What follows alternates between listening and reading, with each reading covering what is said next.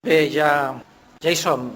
1 de desembre, bon Nadal a tothom, i vosaltres m'heu de contestar amb la contrasenya, no? Bon Nadal i feliç any nou, no? O alguna cosa així, no? Hem de practicar, perquè ja s'apropa. Que no ens agafi desprevinguts, com si fos la primera vegada. El Nadal és entranyable, és molt maco. Siguis creient o no siguis cristià, sempre és una festa repetitiva cada any que ens porta al poblet de Betlem, amb l'escena del pessebre i amb aquest missatge cristià del naixement del personatge més important de la història. Aquest personatge fa que en aquestes dades em vingui a la memòria aquesta típica fletxeta que de vegades trobem amb els mapes. Avui no he fet PowerPoint, però si hagués fet un PowerPoint hagués fet potser només una imatge que seria la fletxeta vermella o amb el puntet vermell que diu vostè és aquí. Quan anem a algun lloc gran i ens hem d'ubicar, per exemple a PortAventura, quan vulguis anar a una zona amb lo gran que és allò, fins que no trobes el puntet de tu ets aquí, no saps per on has d'anar per anar allà, i és important ubicar-se. I ara els calendaris ens diuen que som al Nadal. Vostè és a la festa del Nadal, a vostè li toca començar a preparar tot el repertori culinari de festes, de calendari familiar, etc., perquè és el que toca. Estem aquí i ens hem d'ubicar per celebrar el Nadal. Bé, el Nadal és una festa que com a cristians, igual que com a no cristians, tenim el perill, si em permeteu, tenim el perill de que ens quedem amb l'anècdota i no anem més enllà d'aquell nadó del pessebre, d'aquell nadó de Betlem. Però el Nadal és un apropament de Déu a l'ésser humà. I Jesús és el gran pedagog, és el gran mestre, el gran ensenyador, perquè puguem no només veure com s'apropa a nosaltres, com ve a prop de la nostra vida, per identificar-se, per comunicar-se amb nosaltres, per deixar de ser desconegut a les nostres vides, ve, s'apropa, però a més és mestre de mestres i té una pedagogia que ens ajuda a veure les coses que són espirituals, que són invisibles, que són desconegudes, que són estranyes per les nostres vides i fa servir exemples que ens ajuden a entendre aquestes coses espirituals. I no només ens diu vostè està aquí al Nadal, tu ets aquí, sinó que ens ensenya a entendre per què aquest Déu gran, poderós, es fa petit, es fa minúscul, es fa humil i neix fa 2000 anys a un poblet d'Israel. I ho fa amb exemples, amb metàfores que puguin ser fàcils i que com tot mestre i com tota persona que es dedica a l'ensenyament sap, ha de passar del que és conegut al que és desconegut. Aquesta és la manera que tots aprenem. I el que fa Jesús i el que fan els evangelis és explicar coses senzilles, conegudes, exemples rutinaris de les professions, de les activitats que tenien les persones d'Israel aleshores i que també les podem entendre ara, i comença a explicar, mira, Déu que s'ha fet home és com un pastor, igual que els pastors de les ovelletes que veieu pel voltant dels pobles d'Israel, perquè entengueu, Déu té l'actitud no d'un Déu gran, distant, sense estima, sinó que té l'actitud de pastor. I vosaltres teniu un paper d'ovelles, d'aquests animalets que tenen la seva identitat, la seva funció, la seva forma de ser, però que necessiten d'algú que els pastoregi, que els guiï, que els ajudi a menjar, que els ajudi a veure, que els ajudi a estar als llocs adients per desenvolupar la seva vida, la seva activitat normal. I va seguint amb més exemples, va seguint amb més paràboles, amb més metàfores, i fins i tot diu que ell mateix és com una ovella, perquè Déu no ve amb el poder de quan ha creat tot l'univers, tota l'estelada, tota la magnificència del que veiem a les nits quan veiem aquest espectacle nocturn de l'univers, o quan veiem la natura, quan veiem els animals, quan veiem els paisatges, o quan considerem el món microscopi. Totes aquestes meravelles no ve amb aquest poder, no ve amb una potència que ens pugui inquietar, sinó que ve humil i ens explica, també amb exemples senzills, mira, jo vinc al món i no vinc com un lleó, vinc com una ovella, vinc amb humilitat, vinc senzill. Soc el rei de l'univers, però arribo i vinc a néixer humil, com un servent. Ni tan sols puc néixer en un hostal, ets de néixer en un estable entre animals. I en aquest apropament no es vol quedar amb l'anècdota de celebrar el cumple del Senyor Jesús, fer la gran festa de compleanys, acabar la festa i tots cap a casa quan arriba el gener. En aquest missatge de Déu fet home, amb l'estratègia de ser humil i senzill, amb aquesta estratègia d'apropament a la teva vida i a la meva vida, el que està fent Jesús és anar molt més enllà perquè el que vol plantejar és un canvi de govern. És un canvi de govern a les nostres vides. No vaig poder estar el dia que va parlar el Joan González fa diverses setmanes, però vaig escoltar-ho per internet i vaig disfrutar molt i és un missatge que us recomano que torneu a sentir, un missatge nadalenc que diu que aquell nen Jesús, aquell nen tan inofensiu, aquell nen que no deia res, que no parlava perquè era només un nadó, li va crear un bon problema al rei dels jueus, al rei Herodes, si us en recordeu d'aquell missatge, i ens recordava aquelles paradoxes tan grans que hi ha en Jesús i que hi havia el rei Herodes.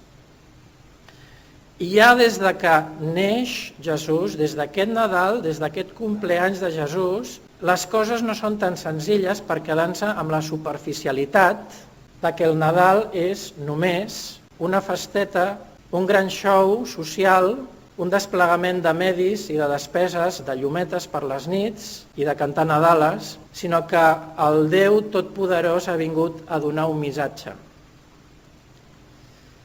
I que això toca perquè hi ha una fletxeta al calendari que ens diu vostè és aquí. Però us vull plantejar una pregunta. Si agafem la nostra Bíblia, on sortiria la fletxeta vostè és aquí? Tu ets aquí. Som al temps de Nadal?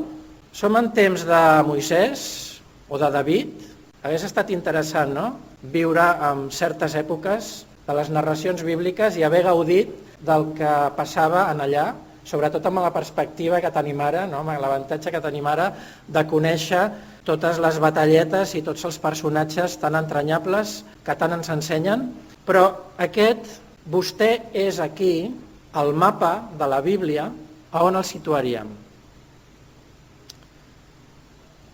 Bé, d'una forma àmplia, estem en l'època on Jesús ja no és a la terra, on Jesús ja ha ressuscitat, on Jesús ja ha pujat des dels núvols al cel i ha començat el temps de l'Església.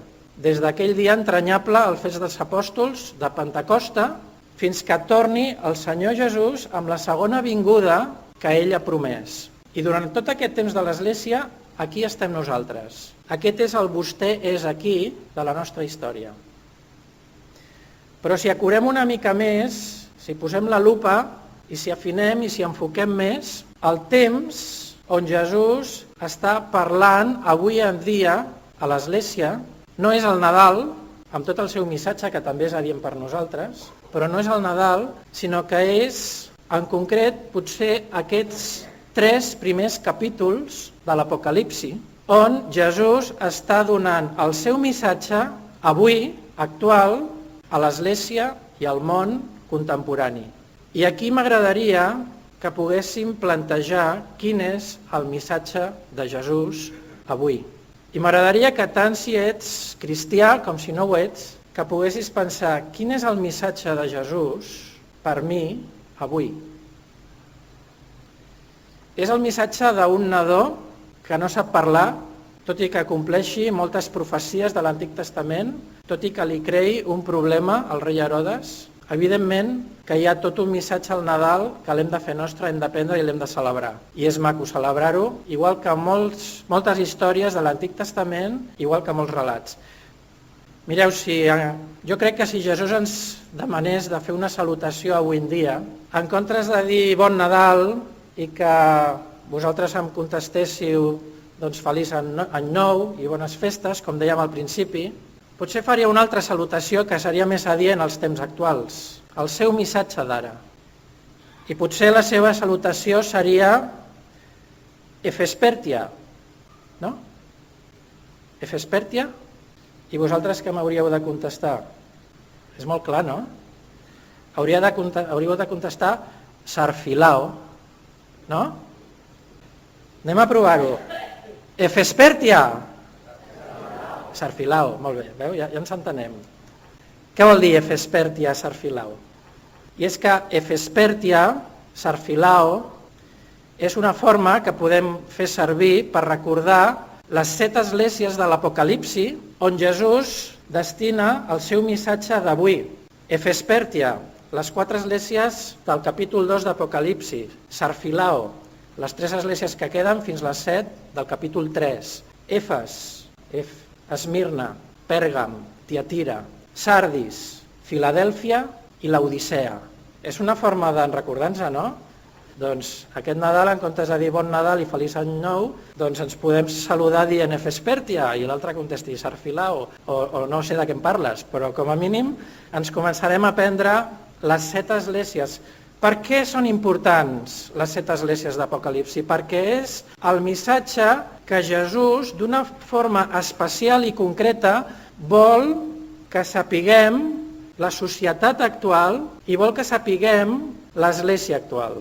I de la mateixa manera que era entranyable en temps de Jesús com ell s'inventava amb una pedagogia clara, maca, original, fent servir exemples d'ovelles i de pastors i de llavors i de que l'Evangeli és com una llavor i que vosaltres sou com la bona terra i que quan la llavor cau en bona terra això dona fruit i aleshores la gent se n'adonava i nosaltres avui entenem què és l'Evangeli i com l'Evangeli pot donar vida dintre del nostre cor quan entenem que Déu fa coses dintre nostre amb el seu missatge, amb la seva estima, amb la seva estratègia d'humilitat. Però de la mateixa manera, Déu ens trasllada a l'actualitat amb la fletxeta vostès aquí i també fa servir metàfores i exemples perquè puguem entendre el missatge de Jesús avui. És interessant que ens fixem en aquests missatges, en aquests 7 missatges. I que ens fixem com és el Jesús que està parlant. Ja no és de la mateixa manera que era a la primera vinguda. És d'una altra manera. I Jesús, aquell Jesús que era humil, com una ovelleta, es presenta al capítol 1 com una persona poderosa, temible. Ja no és aquell Déu que ha deixat el seu poder al cel per baixar a la terra despullat del seu poder com a Déu, amb una estratègia, amb uns plans de morir a la creu, de deixar-se matar i de deixar-se castigar pels nostres pecats, sinó que ja és el Jesús que ha tornat a agafar tota la seva deïtat, tot el seu poder. I Jesús es presenta davant de Joan, qui escriu l'Apocalipsi, i Joan, quan veu Jesús amb aquest poder, amb aquesta semblança tan poderosa, diu que cau com mort. I era Joan, l'amic entranyable de Jesús, el que estava més a prop. Aquell Joan que posava el seu cap al seu pit quan feien el partiment del pa, a l'últim sopar. I Jesús és temible. Aquest és el Jesús d'avui en dia, ja no és un nadó. I a cadascuna de les 7 esglésies, Jesús parla amb un missatge adient per l'actualitat. És molt maco estudiar el missatge de Jesús a les 7 esglésies. I segur que els que som creients durant anys ho hem escoltat de diferents maneres, però ràpidament el missatge a les 7 esglésies, en primer lloc, és un missatge directe per a aquelles 7 esglésies d'aquell moment, d'aquelles 7 poblacions d'Efes, Esmirna, Pèrgam, Tiatira, Sardis, Filadèlfia i Laodicea, que fan com una mena de cercle a la zona de Turquia, occidental actual, que aleshores es deia Àsia Menor, dins de l'imperi, i aquestes 7 esglésies tenien les seves característiques i les seves problemàtiques, i el missatge de Jesús, en primer lloc, va dirigit a aquestes esglésies. Però en segon lloc té un abast universal en el temps que ens arriba fins a nosaltres, i aquest missatge de la set església també són 7 missatges de 7 situacions diferents que d'alguna forma tota església passem al llarg de la nostra vida. Hi ha diferents situacions, diferents problemàtiques i podem aprendre. I és bo que aprenguem de Jesús en aquest missatge avui. Però a més d'això, és interessant com tots els erudits, els estudiosos de la Bíblia, no només són 7 situacions que es poden aplicar a totes les edats, no només al primer segle, sinó que també, dins de la història cronològica de l'Església, és un temps cronològic de cada etapa de la història de l'Església. De manera que la primera Església es refereix als primers segles, la segona església es refereix al segle següent i Efes, Esmirna, Pèrgam, Tiatira van recorregent els segles on l'església va tenint diferents situacions i diferents circumstàncies. I la majoria d'erudits amb aquest aspecte coincideixen que l'última església, la de Laodicea, és l'església que correspon als nostres temps. Que interessant, perquè vol dir que el missatge a Laodicea és un missatge per tu i per mi avui. És un missatge per l'església de Trèvol. És un missatge per la societat que envolta l'església avui en dia. I la fletxeta de vostè és aquí, és a l'església de Laodicea especialment. A les altres també. I també tot el que diu la Bíblia és adient per nosaltres. I tot el que diu l'Antic Testament i tot el que diuen les epístoles. Enteneu-me. Però el missatge de Laodicea té un contingut especial amb aquesta fletxeta que diu al tanto, perquè vosaltres esteu just en aquesta època on la Bíblia està situada en aquests moments a l'església de Laodicea. Quines són les comparacions, quines són les metàfores que Déu ens vol dir? Doncs a través de l'església de Laodicea, Déu vol parlar a la societat i a l'església actual. Com era Laodicea? Laodicea era una població rica i privilegiada. Laodicea era una població que tenia molt de comerç, tenia moltes operacions bancàries, tenia una riquesa que generava tot això que feia que la població fos d'un nivell molt més alt que altres poblacions. L'església de Laodicea es contagiava d'aquesta societat. I Laodicea era una població que en aquelles èpoques va patir 2 terratrèmols importants, però era tan rica que no va necessitar del suport econòmic exterior, sinó que ells mateixos ho van rebutjar i amb la seva pròpia riquesa van restaurar i van afrontar algo tan terrible com els terratrèmols. L'església de Laodicea i la societat de Laodicea tenia com a característica que era un lloc envejat i visitat, admirat per moltes poblacions. Per què el visitaven? Per què era tan atractiu? Doncs per motius mèdics i per motius comercials també. Especialment, en tema mèdic, en allà hi havia uns metges dels ulls que havien inventat uns coliris que servien per guarir, per sanar malalties en aquell temps, en aquell nivell mèdic, i venien visitants per curar-se d'això. I també Laodicea es caracteritzava perquè tenien una llana i una indústria textil, no indústria, no es pot parlar d'indústria, però sí una artesania tèxtil en aquella època, que es desenvolupava de manera que creaven una roba molt preuada. Era una llana negra, fina, amb la que feien molts teixits, especialment feien capes, el que serien abrics avui en dia, i també era famós per moltes catifes i molta gent venia de fora. I a més, Laodicea es caracteritzava perquè a uns 10 quilòmetres hi havia unes termes d'aigua calenta que es feia servir per sanar, per el que avui en dia seria un balneari, unes termes, un balneari, amb aigua calenta i amb uns aqüeductes la portaven fins a la ciutat. I tot això feia que la població de Laodicea tingués una actitud i tingués un autoconcepte d'autosuficiència. A mi no em cal res, ho tinc tot. L'arqueologia demostra que les cases de Laodicea eren molt més grans, les runes que queden eren molt més grans que qualsevol altra població que hi havia pel voltant. Cases grans, tenien 2 teatres, 2 amfiteatres típics dels romans, no un, ja tenia un, era un privilegi en una ciutat, tenien 2, tenien molta riquesa. I Jesús escull totes aquestes característiques per dir-nos quin és el missatge d'ell avui per nosaltres. I ens està dient, mireu, ara ja no us vull parlar ni de llavors, ni de terra, ni d'ovelles, ni de pastors, us vull parlar de l'Odissea. I vull que agafeu totes aquestes característiques de riquesa, de privilegi, de gaudir de la vida d'una forma molt més privilegiada que altres poblacions, com una metàfora, com una il·lustració perquè veieu com sou vosaltres i què necessiteu. I Jesús comença amb el seu missatge a l'Odissea.